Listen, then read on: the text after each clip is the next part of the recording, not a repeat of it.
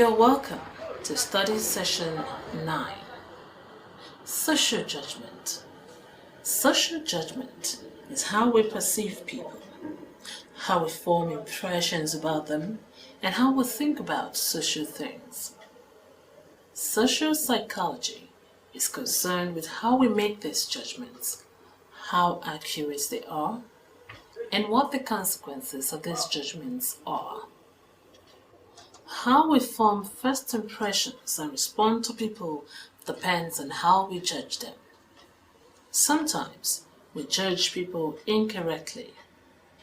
Misjudgments are the basis of prejudice and discrimination, which shall be discussed in the next study session.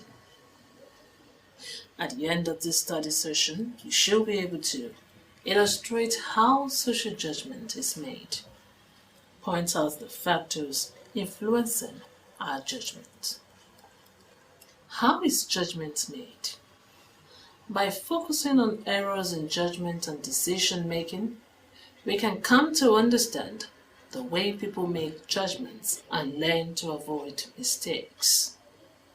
Sometimes, our judgments are biased because they are based on misleading information, which can occur even when the information is encountered firsthand.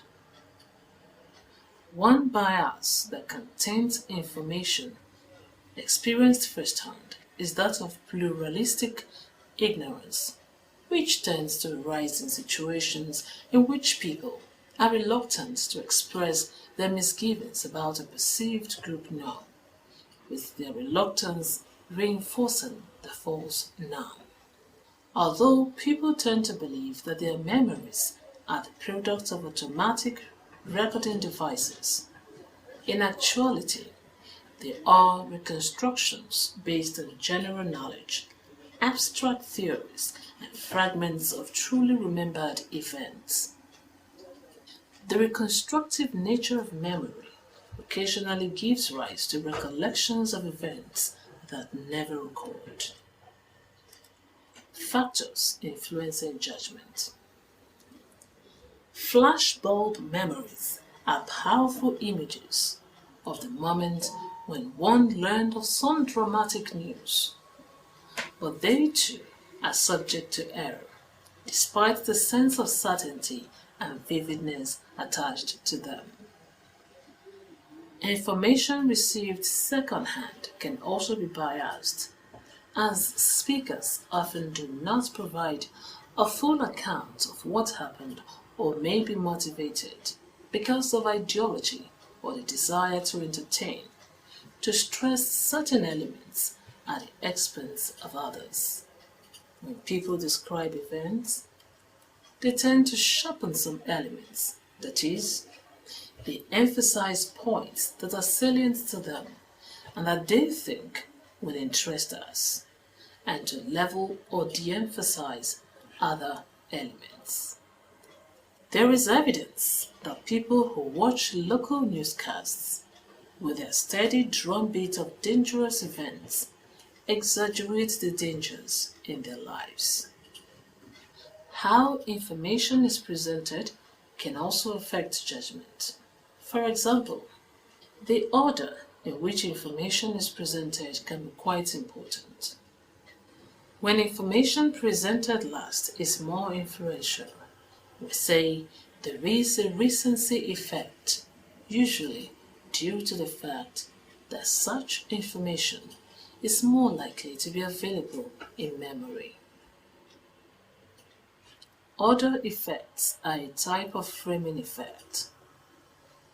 Others include the spinning of information by varying the structure of the information that is presented to produce a desired effect in an audience.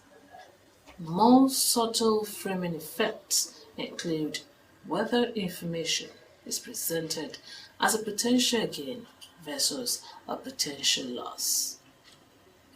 Knowledge structures, including schemas, influence our interpretation of information. Knowledge structures are the top-down tools we use to understand the world as opposed to the bottom-up tools of perception and memory. Schemas influence what we attend to. They guide our inferences and construct of information, and they direct our memories to recover what seems relevant. The likelihood that a given schema will be applied to incoming information is a function of the degree to which information matches the critical features of the schema. Unfortunately, sometimes the information available increases the similarity to a schema but not the appropriateness of applying it. Other things being equal, the more recently a schema has been activated, the more likely it is to be applied to new information. It is not at all necessary that we be consciously aware of a schema in order to be influenced by it. We seem to have two different systems for processing information, an intuitive, automatic one and a rational, analytic one. Intuitive responses are based on rapid associative processes, whereas rational processes are based on slower, rule-based reasoning. Intuitive heuristics or mental shortcuts are useful and seem to provide us with sound judgments most of the time. But it is possible to identify several heuristics that sometimes lead us into errors of judgment. People use the availability heuristic when they judge the frequency or probability of some event by the readiness with which relevant instances come to mind. This can encourage us to overestimate how much we have contributed to group projects, and it can lead us to overestimate the risk posed by salient, memorable hazards like earthquakes and homicide, and to underestimate the likelihood of silent killers like asthma and stroke. People use the representativeness heuristic when they try to categorize something by judging how similar it is to their conception of the typical member of a category, or when they try to make causal attributions by assessing how similar an effect is to a possible cause. The strategy is fine as far as it goes. The problem is that we often overlook highly relevant considerations such as base rate information, that is, how many members of the category there are in a population. The inside perspective for making judgments causes us to make errors such as a planning fallacy, which could be avoided if the individual took an outside perspective, attending to the history of finishing related tasks in a given time. When availability and representativeness operate together, they can produce potent illusory correlations, which result when people think that two variables are correlated, both because they resemble one another and because the co-occurrence of two similar events is more memorable than the co-occurrence of two dissimilar events. Study session summary.